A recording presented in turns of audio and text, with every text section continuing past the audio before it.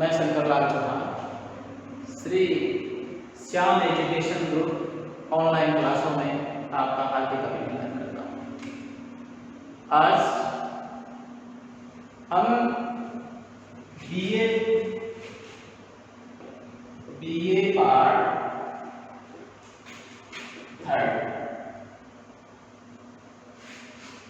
राजनीति विज्ञान की परीक्षा पैटर्न, राजनीति विज्ञान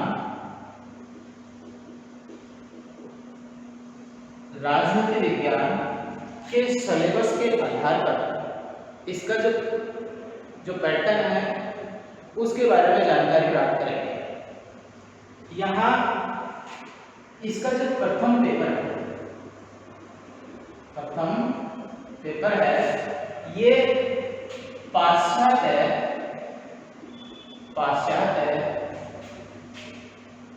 राजनीतिक प्रतिनिधि विचार।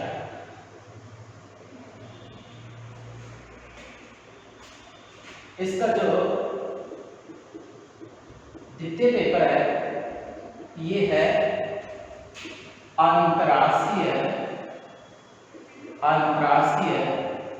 संबंध।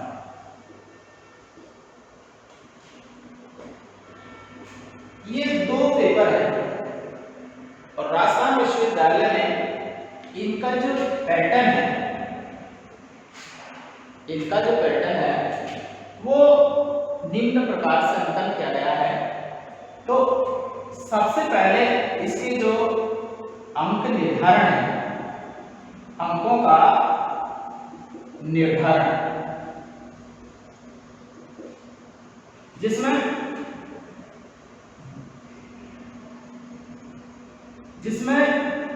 10%, जिसमें सबसे पहले जो प्रकार के जो प्रश्न आएंगे वो पहले प्रकार के प्रश्न आएंगे अति लघुत्रात्मक।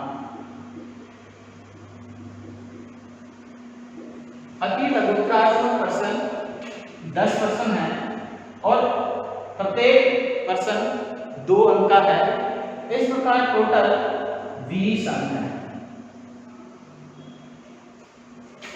दूसरे प्रकार के जो प्रश्न है वो लघुत्रात्मक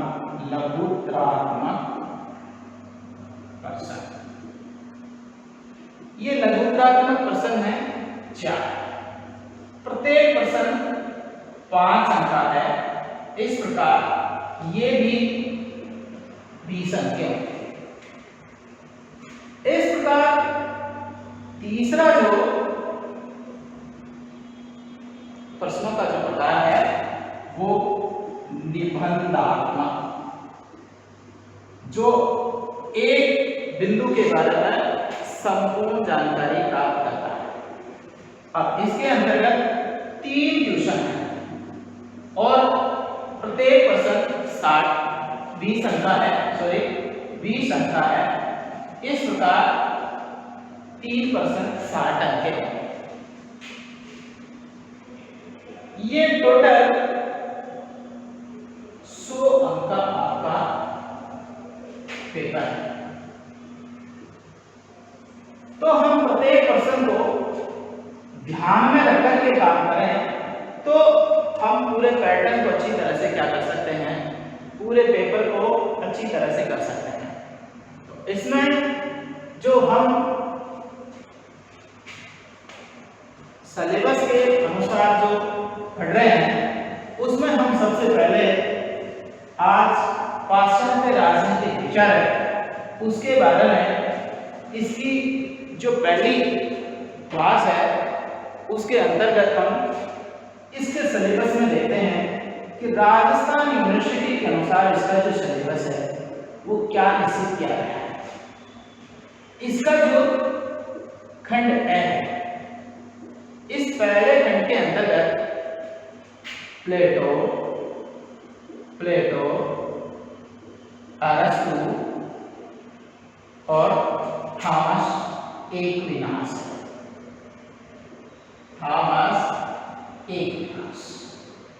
ये इसका पहला खंड वह, खंड वह है उसमें मेकियावली, हाफ्स, लॉ, रूसो, ये विचार है। और खंड 7 इसमें बैंथम, मील, मार्क्स और लास, ये विचार है। तो राजस्थान यूनिवर्सिटी के अंतर्गत पाश्चात्य राजनीतिक प्रतिनिधि विचार में ये 3 सेक्शन बनाए गए हैं और इन तीनों सेक्शनों के अंतर्गत ये बिंदु जोड़े गए हैं। प्रत्येक खंड के अंतर्गत 2 क्वेश्चन है और इन निबंधात्मक क्वेश्चन के अंतर्गत 2 क्वेश्चन और 2 क्वेश्चनों में से एक प्रश्न हमें करना है। प्रत्येक प्रश्न 20 अंक का होगा। इस प्रकार निबंधात्मक जो प्रश्न होंगे वो तीनों खंडों में से आपको करने हैं। ऐसा नहीं है कि कहीं आप एक खंड में या कोई भी 3 प्रश्न करके आप चले जाएं। तो जैसे अगर एक खंड में से 2 प्रश्न कर दिए तो आपको एक प्रश्न की के परिणाम मिलेंगे। इस प्रकार हम हमारे प्रथम जो क्लास है, इस प्रथम क्लास के अंतर्गत आज हम प्लेटो के बारे में पढ़ेंगे।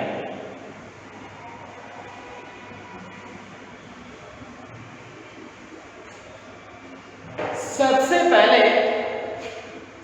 पहले हम जो हमारा जो पहला चैप्टर है वो है प्लेटो।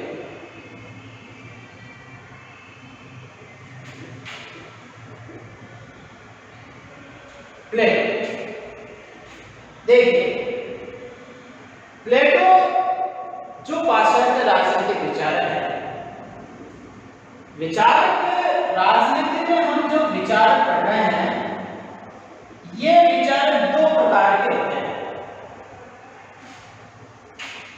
एक तो प्राचीन और दूसरा आधुनिक।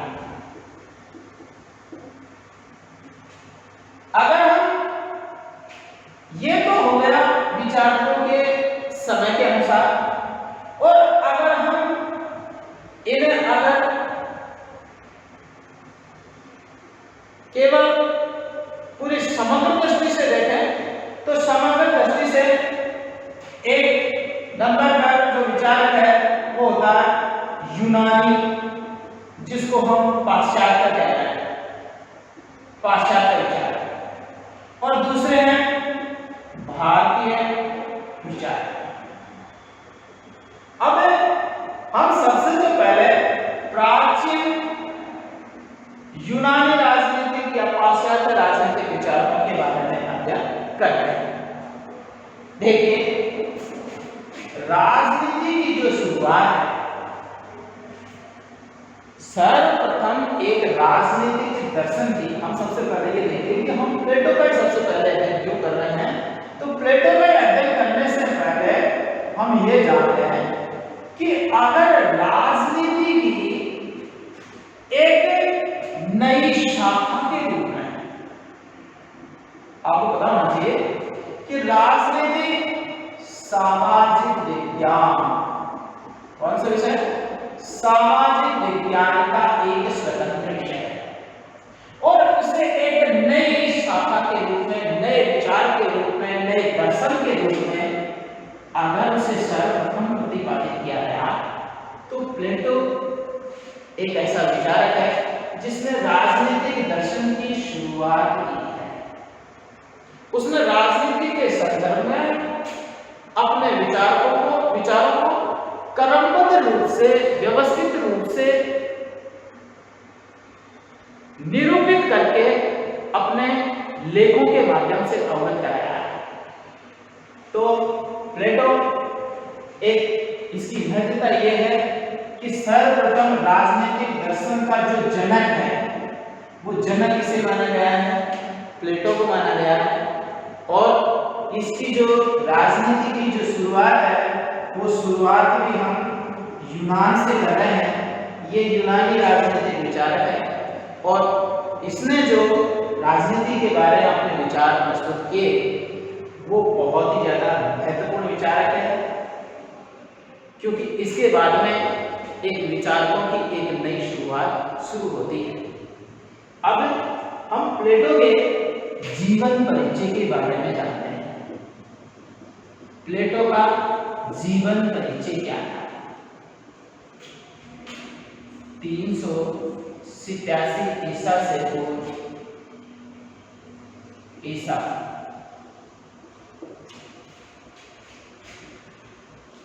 यहां सबसे पहले हम उसके जन्म के बारे में जानते हैं।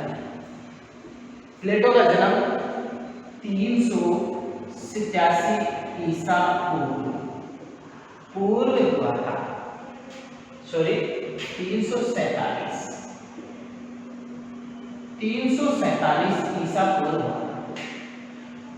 ये यूनान के अंतर्गत, यूनान में दो राज्य हैं, एक तो है एथेंस और दूसरा है स्पार्टा। इस प्लेटो का जन्म एथेंस में हुआ। प्लेटो का जन्म एथेंस में 347 ईसा पूर्व हुआ। इनके पिता का नाम एरिस्टो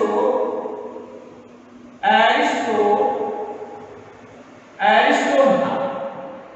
पिता का नाम एरिस्टो था और माता का नाम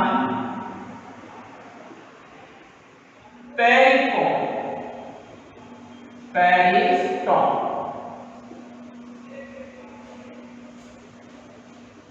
ये पिता है, ये माता है। अब जब ये शुरुआत में, जब इसका जो वास्तविक नाम है, देखिए प्लेटो का जो वास्तविक नाम है, वो वास्तविक नाम एरिस्टोक्लीन।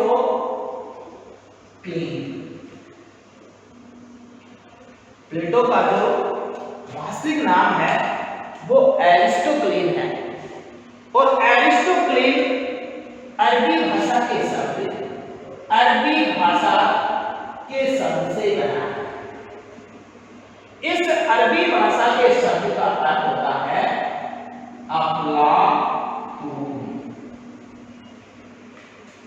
विशेष रूप से अफलातून इस एरिस्टोक्लीन का अर्थ होता है।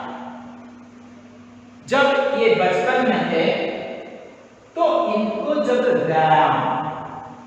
इनका जो व्यायाम शिक्षक था, इस व्यायाम शिक्षक ने क्या किया कि इनके जो कंधे वो कंधे चौड़े होने के कारण, कंधे क्या होने के कारण? चौड़े होने के कारण इनका नाम इनके व्यायाम शिक्षक ने प्लेटो दिया। और उसके बाद ये एरिस्टोक्लीन प्लेटो के नाम से ही प्रसिद्ध हुए। इस प्रकार प्लेटो का जो प्रारंभिक जो परिचय है वो ये है कि वो 300 ईसा पूर्व यूनान के एथेंस में, यूनान का एक एथेंस राज्य है, उसमें उनका जन्म हुआ था। पिता उनका एरिस्टोक्लीन है, माता इनकी पेरिस्टोन है। इनका वास्तविक नाम एरिस्टोक्लीन है, जो अरबी भाषा के अफलातून से बना हुआ है। शारीरिक शिक्षक जो इनको व्यायाम कराते थे, वो इनके चौड़े कंधे होने के कारण इनको प्लेटो के नाम से संबोधित करता है। और इस प्रकार ये प्लेटो के नाम से ही प्रसिद्ध होते हैं। इसके आगे हम देखेंगे कि प्लेटो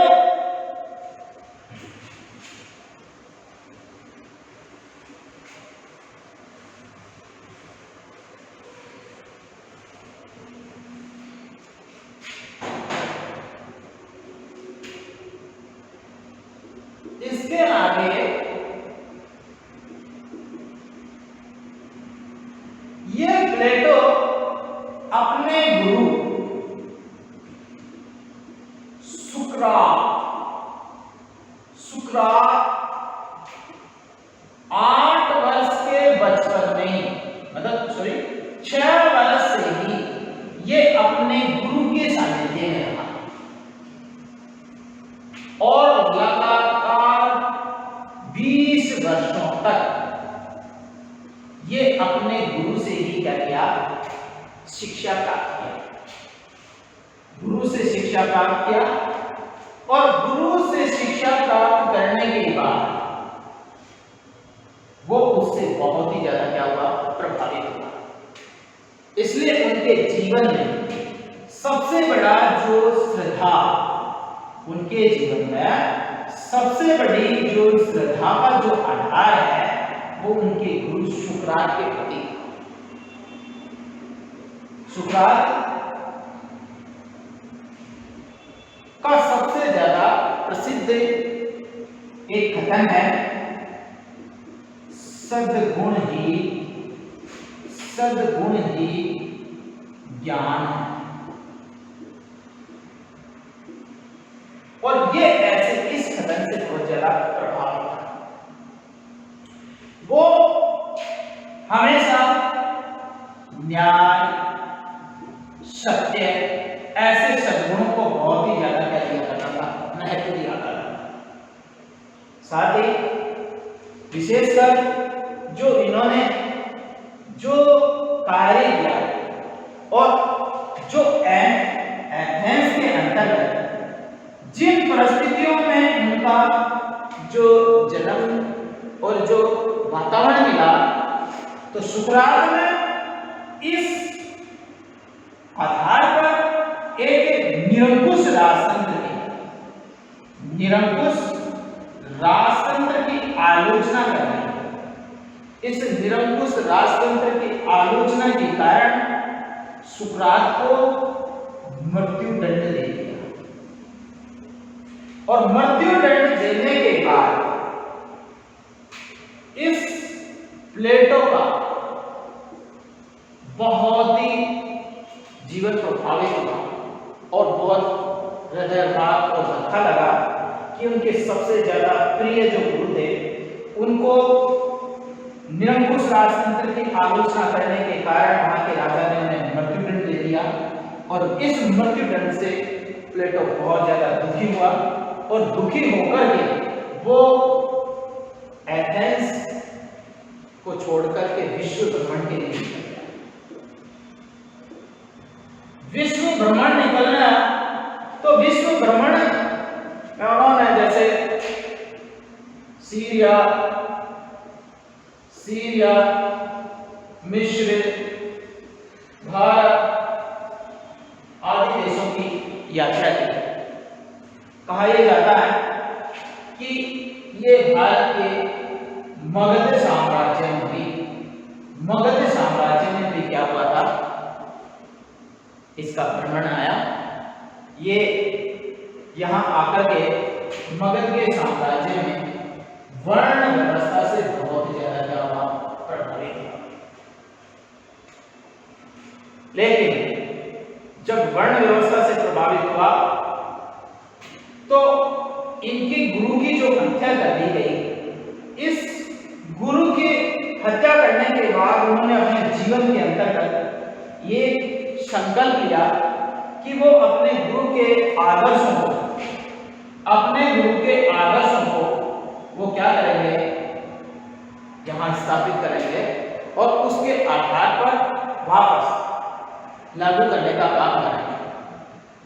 इस प्रकार वो वापस अपने राज्य में जाकर के एथेंस में वहां पर एक शिक्षण संस्थान, एक शिक्षण संस्थान की स्थापना की, जिस शिक्षण संस्थान का नाम था अकादमी। इस शिक्षण संस्था का नाम था अकादमी, और अकादमी यूरोप का प्रथम विश्वविद्यालय,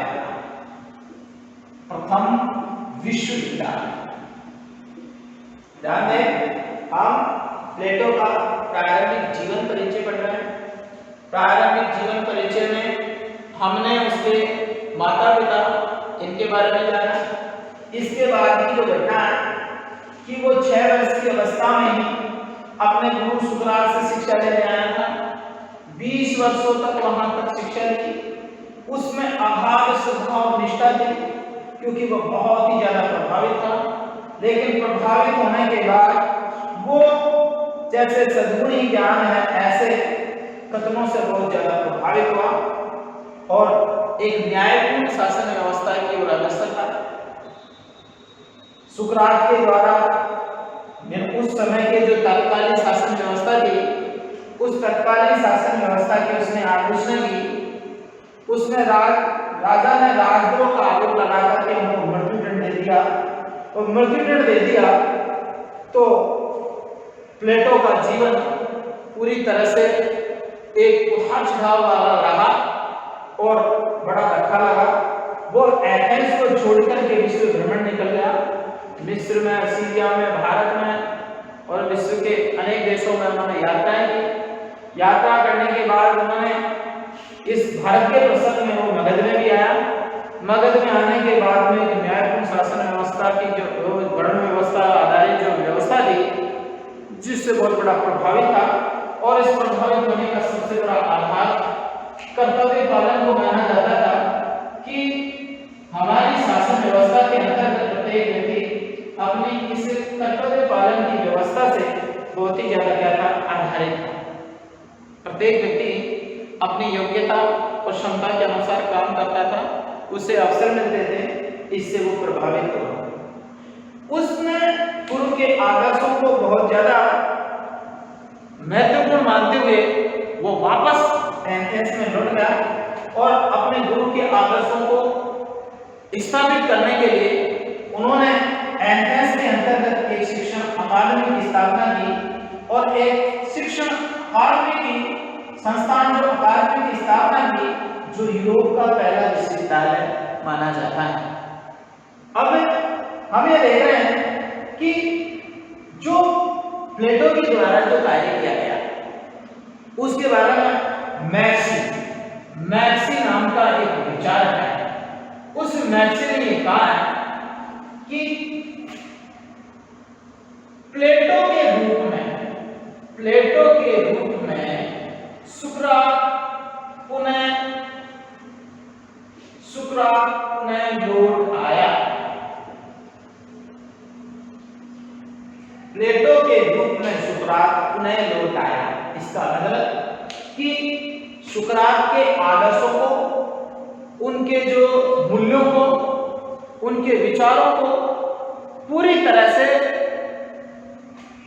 विश्व में फैलाने का जो संकल्प था वो प्लेटो ने ले लिया। जैसे ऐसा उदाहरण भारत में स्वामी विवेकानंद ने रामकृष्ण परमहंस के आदर्शों को स्थापित करने के लिए भी इसी प्रकार का कार्य किया था।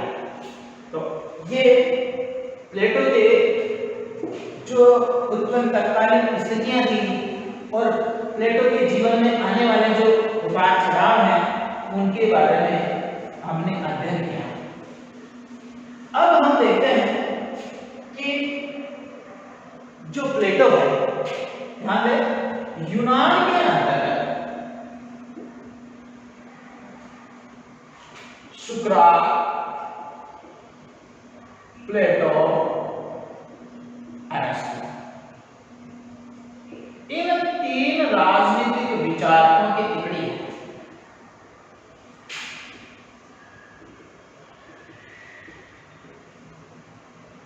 सुकरात ऐसी, ध्यान दें, आपको कई बार प्रश्न का क्रम भी पूछ लिया जाता है कि यूनानी राजनीतिक विचारक है। सुकरात का शिष्य प्लेटो है और प्लेटो का शिष्य सुकरात है। तो ये जो प्लेटो की राजनीतिक विचारधारा है, क्योंकि प्लेटो सबसे ज्यादा तर्क शास्त्र यानी तर्क में विश्वास करता था और तर्क के आधार पर शासन व्यवस्थाओं का निर्धारण करने पर बल देता था।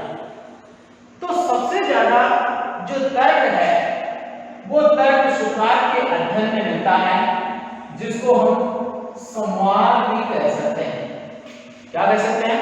संवाद भी।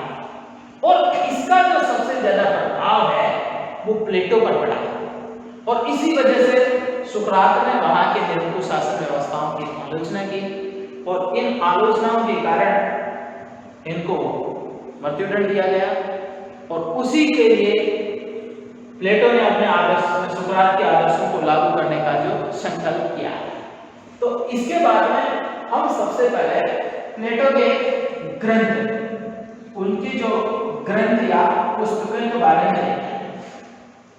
सबसे पहले प्लेटो ने अपनी जो पुस्तक की रिपब्लिक, सबसे पहले प्लेटो ने जो उसकी ग्रंथ की रचना की है वो रिपब्लिक की है।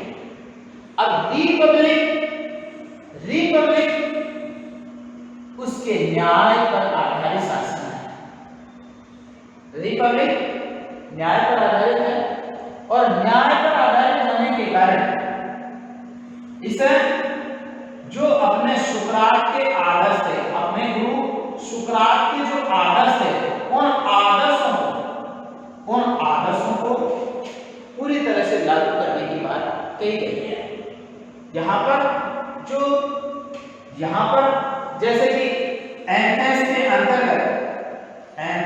अंतर्गत जो अकादमी नामक जो संस्था खुली थी, उस अकादमी नामक संस्था के अंतर्गत इस रिपब्लिक, उसी समय उसने अपने रिपब्लिक इस ग्रंथ का जो उनका सर्वश्रेष्ठ ग्रंथ माना जाता है। कौन सा ग्रंथ माना जाता है? सर्वश्रेष्ठ और सबसे पहले यानी युवा अवस्था में इस ग्रंथ की उन्होंने क्या की थी? रचना की थी। क्या देना? प्लेटो का प्रारंभिक ग्रंथ रिपब्लिक है और रिपब्लिक न्याय पर लिखा गया एक ग्रंथ है। ये प्लेटो की सर्वश्रेष्ठ रचनाओं में माना जाता है। ये युवावस्था में लिखा गया था और सुकरात के आदर्शों को पूरी तरह से वर्णित करता है। तो इस प्रकार उन्होंने सबसे पहले जो पुस्तक लिखी थी वो रिपब्लिक थी और इस रिपब्लिक के आधार पर वो क्या करना चाहता था? अपने एक लोकतांत्रिक शासन व्यवस्था का निर्माण करना चाहता था। इसके बाद में उसने जो लेकिन वो अपने इस रिपब्लिक के संकल्प को पूरा नहीं कर पाया और वो अंततः क्या हो गया? इसमें असफल हो गया। क्या हुआ? वो असफल हो गया। और असफल इसलिए हुआ कि जो उसका क्या था? ध्येय था, उसका जो लक्ष्य था कि मैं सुकरात के आदर्शों के आधार पर शासन व्यवस्था का क्या होगा? निर्माण होगा। उस उद्देश्य को वो पूरा नहीं कर पाया और इसलिए वो क्या रहा? असफल रहा। इसलिए इसमें इसी के उपशीर्षक में न्याय का उपशीर्षक नामक किताब लिखी, कंसर्निंग जस्टिस। दूसरी किताब लिखी जो न्याय का उपशीर्षक माना जाता है, उसको कहा कंसर्निंग जस्टिस। ये उसकी दूसरी पुस्तक है। और 3 नंबर पर उन्होंने जो पुस्तक लिखी द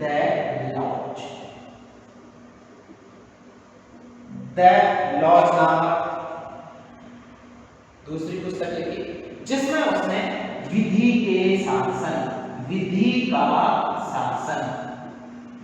का शासन इसके संदर्भ के अंतर्गत क्या किया है? अपनी रचनाएं लिखी हैं। और 4 नंबर पर उन्होंने जो पुस्तक लिखी है, जो उनकी महत्वपूर्ण पुस्तक है। इस द स्टैट्स मैन, ये उनकी अंतिम पुस्तक है जो प्रौढ़ावस्था में लिखी गई। इस प्रकार ये तो उनकी महत्वपूर्ण पुस्तक हो गई। रिपब्लिक है, न्याय का उपशीर्षक है, द लॉज है, द स्टेटमेंट। इनके अलावा उन्होंने महत्वपूर्ण जैसे मीनो है, क्रीडो है, अपॉलॉजी है, अनेक ऐसे ग्रंथों की रचना की है जिसके माध्यम से उनके विचारों को राजनीति में विशेषकर महत्वपूर्ण माना जाता है। और ये विचार उस शासन व्यवस्था के लिए नहीं, राजनीति के लिए भी एक बहुत बड़ी मिसाल पैदा करता है। तो इस प्रकार हमने जो दूसरा उनका महत्वपूर्ण बिंदु देखा कि प्लेटो की महत्वपूर्ण पुस्तकें और ग्रंथ हैं। तो रिपब्लिक है, न्याय का उपशीर्षक है, द लॉज है, द स्टेटमेंट्स है, और इसके अलावा जैसे मीनो है, क्रीडो है, अपॉलॉजी है, ये भी उनकी महत्वपूर्ण पुस्तक मानी जाती है। अब उसके बाद में 3 नंबर का जो बिंदु है उसमें हम देखेंगे प्लेटो की शैली।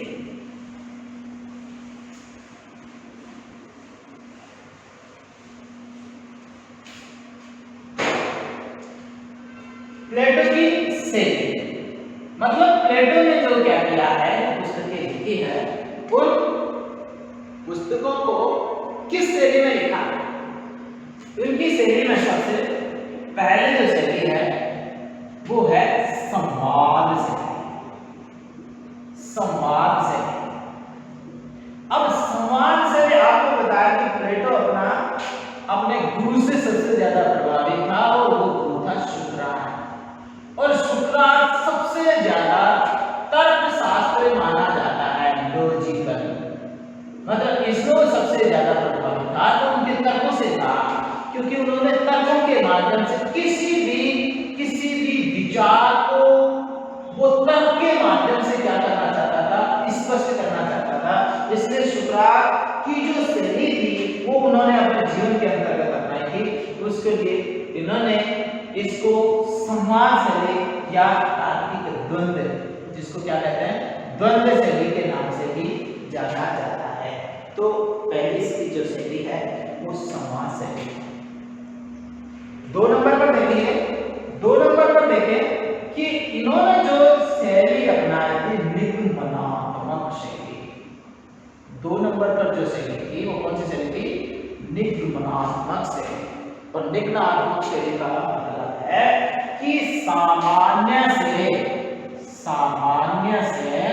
विशिष्ट की ओर अपनाई जाने वाली तकनीक। कोई भी जो घटना है, किसी भी चीज को समझना है तो सबसे पहले छोटी घटनाओं से, छोटी वस्तुओं से एक समान जो है, उसके बाद में उसको सरल, जिसको हम क्या कहेंगे, सरल से कठिनता की ओर लिया जाता है। तो समाज शैली है, निगमनात्मक शैली है। 3 नंबर पर उनकी जो शैली है वो है आदर्शात्मक शैली। ये आदर्शात्मक शैली उनकी दार्शनिक शैली, यानी आदर्शवादी कहो या दार्शनिक शैली। तो उन्होंने अपनी जो रचनाएं लिखी हैं वो समाज शैली, निगमनात्मक और आदर्शात्मक शैली के अंतर्गत लिखी है। आदर्श में आदर्श मूल्य जैसे न्याय है, स्वतंत्रता है, शिक्षा है, दार्शनिक राजा है, आदर्श राज्य है, ऐसी कल्पनाएं की हैं। और इस कल्पना के माध्यम से वो शासन व्यवस्था में आमूल-चूल बदलाव करना चाहते हैं। अब ये हमने प्लेटो के देखे सबसे पहले प्लेटो का राजनीति में महत्व हमने सबसे पहले पढ़ा। राजनीति में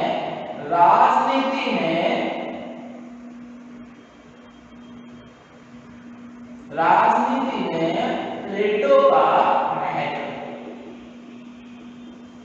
2 नंबर पर आपने पढ़ा उसका जीवन परिचय। 3 नंबर पर पढ़ा आपने उनकी ग्रंथ या पुस्तकें। 4 नंबर पर आपने पढ़ा शैली और 5 नंबर पर आप पढ़ने जा रहे हैं प्लेटो के राजनीतिक विचार।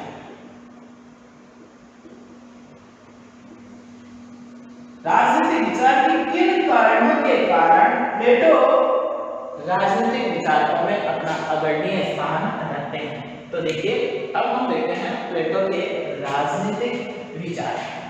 प्लेटो के राजनीतिक विचारों को पढ़ने के लिए हम उसे क्या करते हैं, उसको निम्न भागों में बांटते हैं।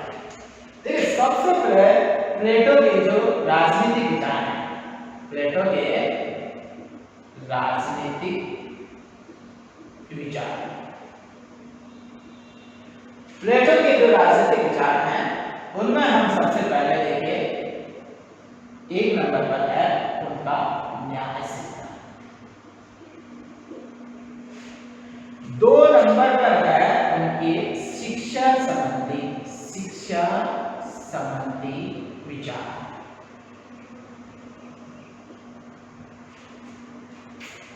3 नंबर पर है साम्यवाद संबंधी विचार। 4 नंबर पर है दार्शनिक राजा संबंधी विचार। और 5 नंबर पर है आदर्श राज्य संबंधी विचार। प्लेटो के राजनीतिक विचारों को हम संपूर्ण अध्ययन को हम कितने भागों में बांटते हैं? 5 भागों। इसमें सबसे पहला विचार है उनके न्याय संबंधी विचार। 2 नंबर पर है उनका शिक्षा संबंधी विचार। 3 नंबर पर है उनके साम्यवाद संबंधी विचार। 4 नंबर पर है दार्शनिक राजा संबंधी विचार, क्योंकि एक सिद्धांत दूसरे सिद्धांत की आधारशिला है। शिक्षा न्याय होगी, उसका आधार है शिक्षा का उद्देश्य साम्यवाद, और साम्यवाद के बाद में एक राजा संबंधी विचार, और फिर ऐसे में समग्र राज्य की जो स्थापना है, जो संपूर्ण व्यक्ति के सार्वभौमिक विकास के लिए बल दे रहा है, सभी प्रकार की स्थितियों को मजबूत करने पर बल दे रहा है। ये उनके राजनीतिक विचार को हम 5 भागों में बांट करके अध्ययन करेंगे। उसमें सबसे पहले हम जो अध्ययन कर रहे हैं उनकी न्याय संबंधी विचार। प्लेटो के राजनीतिक विचारों में हम सबसे पहले वो जो विचार करते हैं प्लेटो का न्याय सिद्धांत। पहले प्लेटो का क्या है? न्याय सिद्धांत। कौन सा सिद्धांत चला? प्लेटो का न्याय सिद्धांत। अब आपको पता है कि प्लेटो का जो प्रभाव था वो प्लेटो का सबसे पहले तो हम ये देखें कि प्लेटो ने अपने जो न्याय सिद्धांत दिया है वो अपनी पुस्तक रिपब्लिक में दिया है। किसमें दिया है? रिपब्लिक में।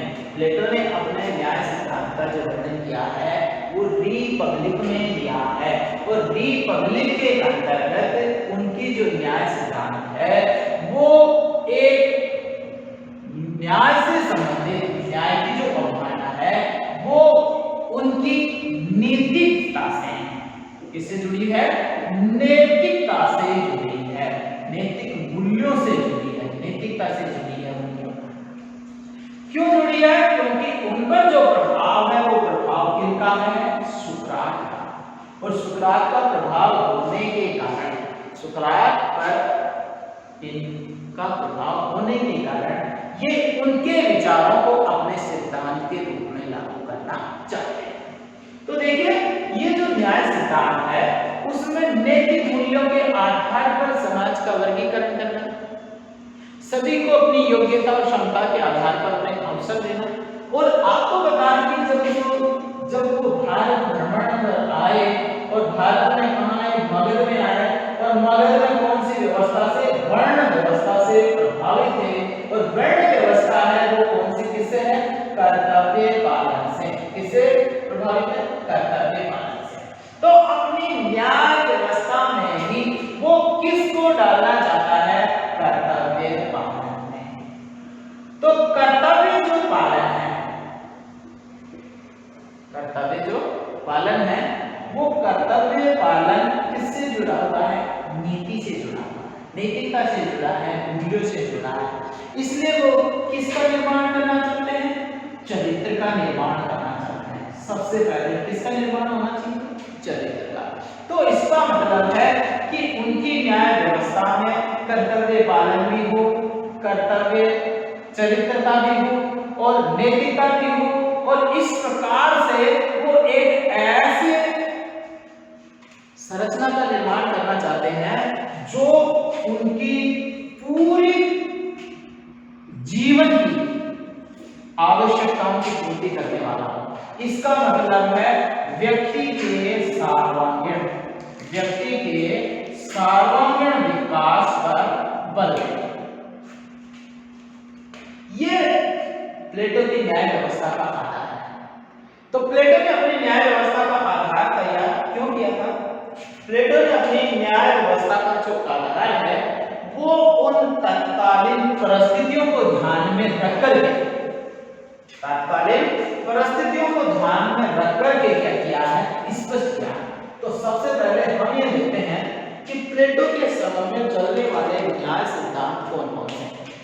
तो देखिए सबसे पहले प्लेटो के समय के अंदर तत्कालीन न्याय सिद्धांत था, एक नंबर पर है परंपरागत न्याय सिद्धांत। 2 नंबर पर है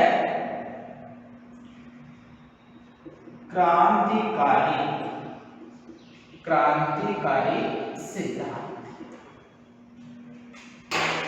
और 3 नंबर पर है उनका व्यवहारवादी सिद्धांत।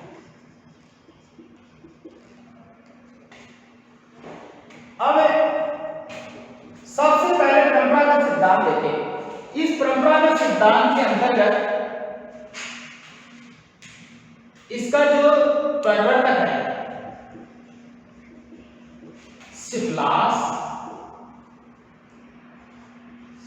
सिप्लास और उसका पुत्र पोलीमार्क्स, ये है। इस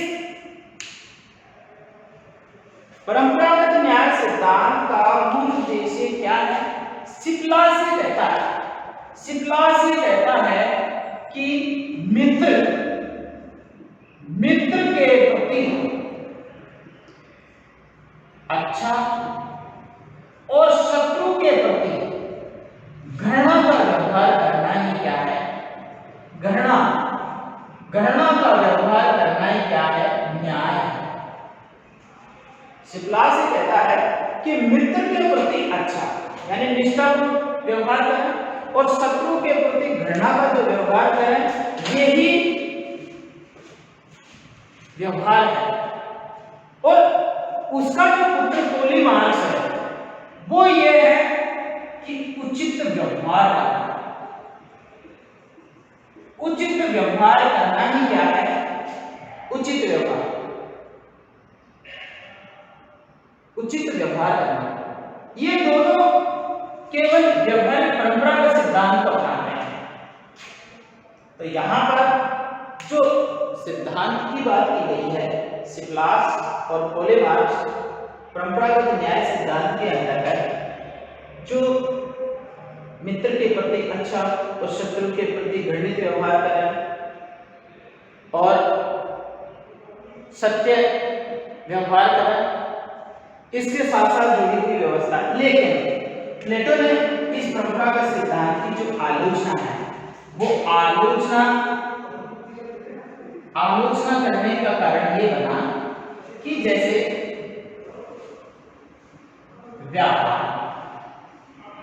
व्यापारी और सेना, व्यापारी और सेना के अंतर्गत इस प्रकार के दृष्टिकोण को नहीं अपनाया जा सकता। जैसे यहां पर परंपरागत में, यहां पर न्याय सिद्धांत में नैतिक मूल्यों को बल दिया है, नैतिक मूल्य, इस नैतिक मूल्य पर जोर दिया। तो नैतिक मूल्य के अंतर्गत सत्य है, तो क्या व्यापार के अंतर्गत भी इस प्रकार का व्यापारी इस प्रकार का व्यवहार करेगा? सेना के अंतर्गत जैसे हम उदाहरण के लिए देखें कि जैसे कुछ दिनों पहले हमारे देश के अंतर्गत पुलवामा की जो घटना हुई थी, उस पुलवामा की घटना के अंतर्गत हमारे लगभग 41 जो सैनिक थे वो शहीद हो गए थे। उसके बाद में भारत और पाकिस्तान की घुसपैठ हुई। उस घुसपैठ के अंतर्गत अपना जो सिपाही था अभिनंदन, वो पाकिस्तान में वहां पर गया और वहां पर पकड़ा गया। तो क्या वहां पर उचित व्यवहार, अपनी जो गोपनीय जो रहस्यपूर्ण बातें हैं उनको उपलब्ध कराना क्या न्याय संगत होगा? इस प्रकार की जो व्यवस्थाएं हैं और इस प्रकार के कारण परंपरागत न्याय सिद्धांत की इसने क्या की है? आलोचना की है। क्रांतिकारी सिद्धांत, इसमें क्रांतिकारी सिद्धांत इसका जो विचारक है थैसीमैक्स है, और थैसीमैक्स ने शक्ति को ही सत्ता माना है। इसका मतलब है थैसीमैक्स किस पर जोर दे रहा है? शक्ति पर जोर दे रहा है, और शक्ति के माध्यम से ही क्या किया जा रहा है? शासन की स्थापना कर रहा है। तो शक्ति की भी प्लेटो आलोचना ये करते हैं कि कहीं बार किसी भी व्यक्ति को अपने व्यवहार में बदलाव करने के लिए शक्ति का भी प्रयोग किया जाता है, लेकिन वो हमेशा हर जगह स्थापित नहीं किया जा सकता। और व्यवहारवादी के अंतर्गत ग्लाउकन विचारक है।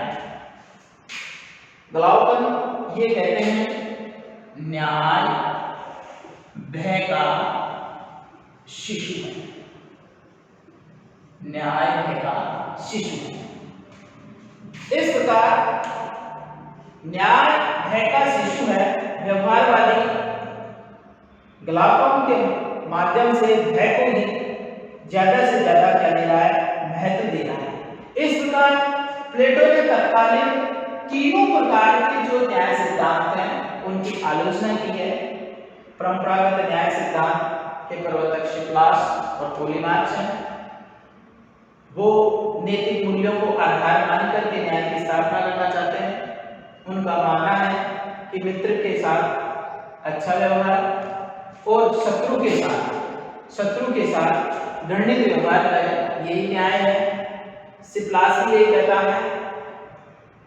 पोलीमार्च कहता है कि उचित व्यवहार किया जाए, वही क्या है? न्याय है। लेकिन प्लेटो व्यापार और सेना का उदाहरण देकर के उनकी परंपरागत न्याय सिद्धांत की आलोचना करता है। क्रांतिकारी सिद्धांत में थैसीमैक्स हैं जो शक्ति को सत्ता मानते हैं और शक्ति के आधार पर ही क्या करना चाहते हैं? शासन की स्थापना करना चाहते हैं। तो ये भी एक निरंकुश शासन व्यवस्था हुई, और निरंकुश शासन व्यवस्था की भी आलोचना प्लेटो करता है। और व्यवहारवादी सिद्धांत में जो ग्लाउकन है वो भी न्याय भय का शिशु है, इसलिए ये भी शक्ति के आधार पर ही अग्रसर है। इस प्रकार इन तीनों ही जो सिद्धांतों की जो आलोचना है वो प्लेटो ने की है, और एक अपने नए सिद्धांत का उन्होंने क्या किया है? निर्माण किया है, जो उनके ग्रंथ रिपब्लिक में लिखा है। और रिपब्लिक के अंतर्गत उनका जो न्याय सिद्धांत है उसको कर्तव्य पालन और सच्चरित्रता का आधार मानते हुए सद्गुण है, क्योंकि न्याय सिद्धांत में अपने गुण सद्गुण ही न्याय है, ऐसा सुकरात कहता है। वो प्लेटो कहता है मानवीय आत्मा का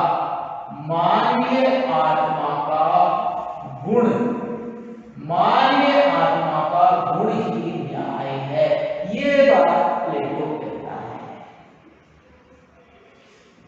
इसलिए प्लेटो न्याय को आंतरिक तत्व मानता है, जबकि वो दूसरे तीनों विद्वान थे वो उसे बाह्य तत्व मानते थे। वो मानते थे कि न्याय एक आंतरिक वस्तु है। यहाँ पर प्लेटो का जो न्याय सिद्धांत है, उस न्याय सिद्धांत को प्लेटो ने दो भागों में बांटा है। न्याय सिद्धांत, प्लेटो का जो न्याय सिद्धांत है उसको दो भागों में बांटा है। एक नंबर पर है व्यक्तिगत न्याय और दूसरा है सामाजिक न्याय। प्लेटो ने ये जो व्यक्तिगत न्याय और सामाजिक न्याय का जो आधार माना है, वो एक व्यक्ति को अपनी क्षमता और योग्यता के अनुसार अवसर उपलब्ध कराना और फिर इस प्रकार के वर्ग बनकर के समाज में एक सामाजिक न्याय की क्या करेंगे, स्थापना करेंगे। यहां पर सबसे पहला है बुद्धि, 2 नंबर पर है शौर्य और 3 नंबर पर है तृष्णा।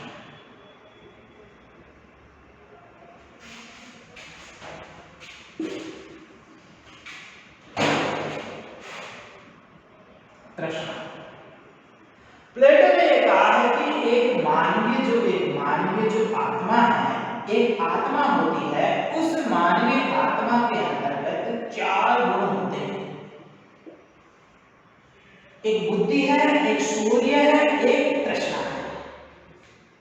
अब चौथा जो गुण है वो न्याय है और ये न्याय का जो गुण है वो शासन वर्ग के पास में होना चाहिए। बुद्धि विवेक है, शौर्य को हम दूसरे शब्दों में क्या कह सकते हैं, साहस कह सकते हैं, और तृष्णा को हम संयम। इस प्रकार ये जो न्याय, प्लेटो का जो न्याय सिद्धांत है वो भावनात्मक है। कौन सा है, भावनात्मक। अब प्लेटो ये कहता है कि जिस व्यक्ति में जिस तत्व की प्रधानता हो उसे वो ही अवसर उपलब्ध करवाने चाहिए। जैसे उदाहरण के लिए बुद्धि और विवेक का जो काम है उसको अध्ययन का काम करना चाहिए। मतलब बुद्धि और विवेक का जो काम करे उस व्यक्ति को क्या करना चाहिए, अध्ययन करना चाहिए। वो अध्ययन करेगा और लोगों को प्रेरणा प्रदान करेगा। शौर्य और साहस का अंश कि जिसमें प्रधानता हो वह व्यक्ति रक्षा का काम करेगा, और जिसमें तृष्णा और संयम का काम होगा वह व्यक्ति क्या करेगा, व्यापार का काम करेगा। इस प्रकार प्रत्येक व्यक्ति को उसकी क्षमता के अनुसार और उसकी इच्छा के अनुसार अवसर उपलब्ध कराना। विवेक और बुद्धि है वो अध्ययन में, शौर्य और साहस है वो रक्षा का काम कर रहा है, तृष्णा और संयम है वो व्यापार का काम है। ऐसे एक व्यक्ति अगर ऐसा काम करेंगे, इनका जो समूह है वो आगे जाकर के क्या बन जाएगा, एक वर्ग बन जाएगा। क्या बनेगा, यहाँ पर एक व्यक्ति है, यहाँ पर वर्ग है, यहाँ पर बुद्धि और विवेक के अध्ययन और जो नेतृत्व निर्णय का काम कर रहा है, ये वर्ग बन जाएगा शासक वर्ग। शासक वर्ग ये शौर्य और साहस का काम कर रहा है, ये वर्ग बन जाएगा सैनिक वर्ग। और तृष्णा और वीर्य करेगा, इसको हम कहेंगे उत्पादक वर्ग।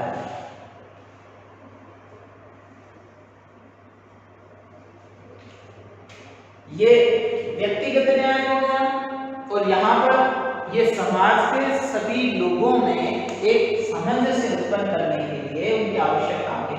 यहाँ पर किसी जाति, क्षेत्र, वर्ग, वर्ण इसके आधार पर नहीं, बल्कि व्यक्ति की क्षमताओं और इच्छाओं के आधार पर अवसर उपलब्ध कराने का कार्य किया।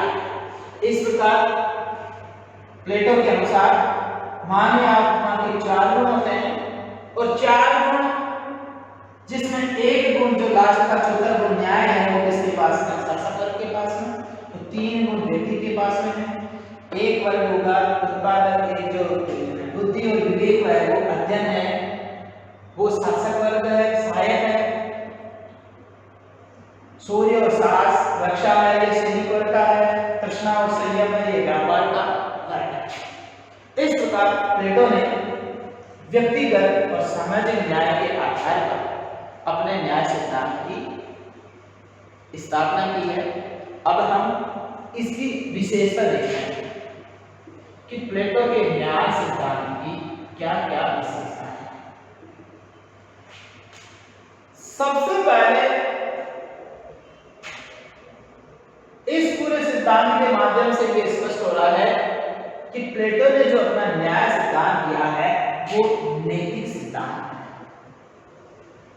नैतिक सिद्धांत,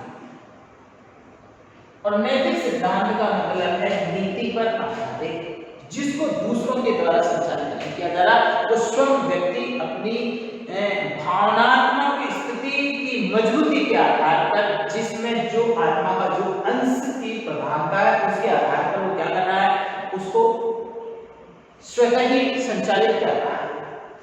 2 नंबर पर उसकी जो आवश्यकता है, कार्य विशिष्टीकरण, विशिष्टीकरण का आधार। कार्य विशिष्टीकरण का मतलब क्या हुआ कि जो जिस कार्य में विशेष योग्य है, उसे वैसा ही कार्य करने का क्या करना, अवसर उपलब्ध करना। मतलब कार्य की विशेष योग्यता, और कार्य की जो विशेष योग्यता है वो ही उसे ऐसे कार्य करने का क्या दे रही है, अवसर दे रही है। इसलिए ये क्या है, कार्य विशिष्टीकरण पर आधारित है। तीसरा है हस्तक्षेप, हस्तक्षेपकारी। प्लेटो का जो न्याय सिद्धांत है उसकी तीसरी महत्वपूर्ण विशेषता हस्तक्षेपकारी है, क्योंकि इसमें न तो शासन व्यवस्था के द्वारा, न ही समाज के द्वारा, और न ही व्यक्ति के द्वारा हस्तक्षेप किया जा रहा है, और स्वतंत्र पूर्वक प्रत्येक व्यक्ति अपना क्या कर रहा है, कार्य कर रहा है। इसलिए इस सिद्धांत को क्या माना जाता है, हस्तक्षेपकारी माना जाता है। 4 नंबर पर है संतुलन, संतुलनकारी। संतुलनकारी का मतलब एक वर्ग दूसरे वर्ग की आवश्यकताओं का क्या करना है, पूर्ति करना है। इस पूर्ति होने के कारण सभी वर्गों के बीच में सामंजस्य है, और इस सामंजस्य के कारण ही ये क्या कर रहे हैं, इस न्याय सिद्धांत में शासन की जो आधारशिला है उसको तैयार करने में अपनी भूमिका निभा रहे हैं। तो इस प्रकार प्लेटो के जो न्याय सिद्धांत है, उस न्याय सिद्धांत के अंदर ये नैतिक सिद्धांत है, कार्य के विशिष्टीकरण का आधार तैयार किया गया है कि जो जिसमें सक्षम होगा वह वही व्यक्ति कार्य करेगा, और उसको उस कार्य करने की पूर्ण स्वतंत्रता मिलेगी। हस्तक्षेपकारी सिद्धांत भी एक दूसरे के न तो शासन वर्ग के द्वारा, न समाज के द्वारा, न व्यक्ति के द्वारा हस्तक्षेप किया जा रहा है, संतुलन किया जा रहा है। इस प्रकार इसकी विशेषता इस प्रकार स्पष्ट की जा रही है। अब हम देखें कि इसकी जो आलोचना है, इसकी आलोचना है, आलोचना इसमें यह की जा रही है कि यहां देखने पर साफ स्पष्ट हो रहा है कि न्याय सिद्धांत एक नैतिक सिद्धांत है और नैतिकता का मतलब है नीति के अनुसार स्वतः ही क्या करना, पालन करना। क्या क्या इस सिद्धांत के अंतर्गत सभी व्यक्ति एक दूसरे, अगर भय नहीं होगा, कोई कानून नहीं होगा, तो क्या स्वतः ही ये लोग अपने इसका पालन कर लेंगे? ऐसा कल्पना करना क्या है, क्योंकि नैतिक सिद्धांत के आधार पर कार्य करना, ये सिद्धांत एक कैसा सिद्धांत बना? काल्पनिक सिद्धांत है, काल्पनिक सिद्धांत है, क्योंकि नैतिकता के आधार पर सभी लोग अपना अपना काम करें, इस काम के लिए उसे ऐसे अवसर उपलब्ध कराना, ये बड़ाई क्या है, असंभव है। क्योंकि अगर सभी लोग नैतिक हो जाएं तो सत्ता पक्ष की, शासन की किसी को कोई जरूरत ही नहीं पड़ेगी। दो नंबर, पहला है नैतिकता के आधार पर ऐसा कार्य करना काल्पनिक है, और दूसरा कार्य है कि जो प्लेटो ने अपनी जो न्याय व्यवस्था में जो सामाजिक और व्यक्तिगत व्यवस्था की है, उसके लिए कोई क्या नहीं है, कोई संस्थान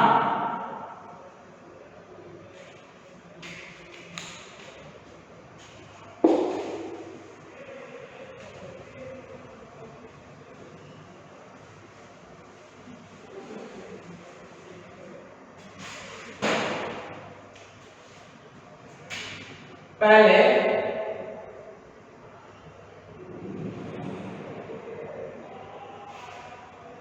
न्याय सिद्धांत की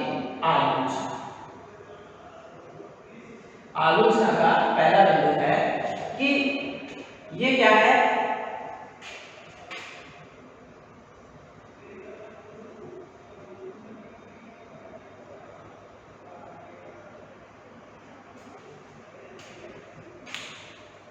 इस प्रकार आलोचना में सबसे पहले कि कर्तव्य ये निरंकुशता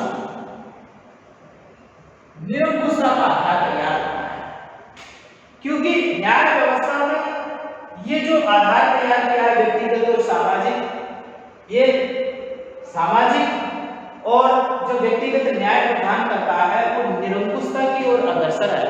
क्योंकि यहाँ पर व्यक्ति को कैसे न्याय मिलेगा, सामाजिक न्याय कौन प्रदान करेगा, व्यक्तिगत न्याय किस आधार पर होगा, इस आधार पर कोई भी वर्णन नहीं किया गया है और उसके लिए पूरी व्यवस्था भी नहीं की गई है। अब इसके बाद में क्या, अपर्याप्त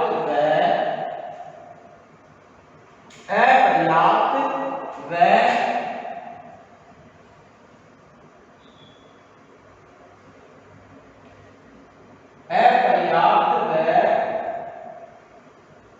समायोजित सिद्धांत नहीं। अपर्याप्त का मतलब है कि ऐसा वर्गीकरण करना ही क्या है, अपर्याप्त इसलिए है क्योंकि ये ऐसा सिद्धांत बनाना ही क्या है, पर्याप्त नहीं है। क्योंकि ऐसा बनाने के लिए किसी प्रकार की प्रतिबंध की आवश्यकता होती है, लेकिन इसके अंतर्गत किसी प्रकार का कोई भी प्रतिबंधित कार्य नहीं किया गया, इसलिए इसकी क्या की गई है, आलोचना की गई है। और 3 नंबर पर यह है कि इसके अंतर्गत जो सभी को शक्ति विभाजन व पद सोपान की प्रक्रिया है।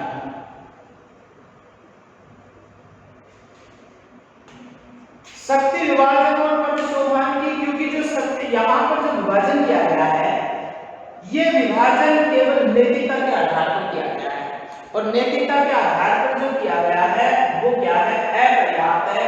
इसलिए क्या क्या ये जो शासक वर्ग है सैनिक वर्ग में, और सैनिक वर्ग शासक वर्ग में, उत्पादक वर्ग में एक दूसरे के बीच में क्या नहीं करेंगे, हस्तक्षेप नहीं करेंगे।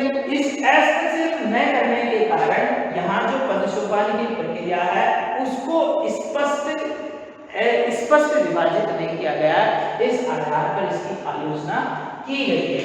तो हमने प्लेटो के जो न्याय सिद्धांत है उस न्याय सिद्धांत के आधार पर ये आज एक महत्वपूर्ण जो बिंदु था अपना पहला कि प्लेटो की राजनीतिक प्रतिनिधि विचारक के अंतर्गत जो राजनीतिक दर्शन की जो आधारशिला रखी है उस आधारशिला में हमने क्या क्या राजनीति को देन दी है, तो उस देन के अंतर्गत हमने उसके न्याय सिद्धांत को महत्वपूर्ण रूप से देखा है।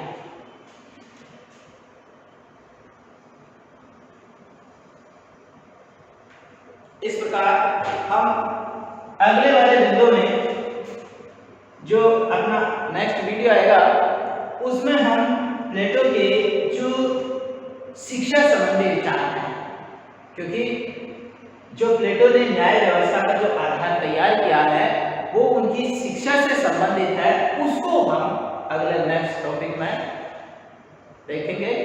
और शिक्षा सिद्धांत इसका आगामी वीडियो रहेगा। नमस्कार।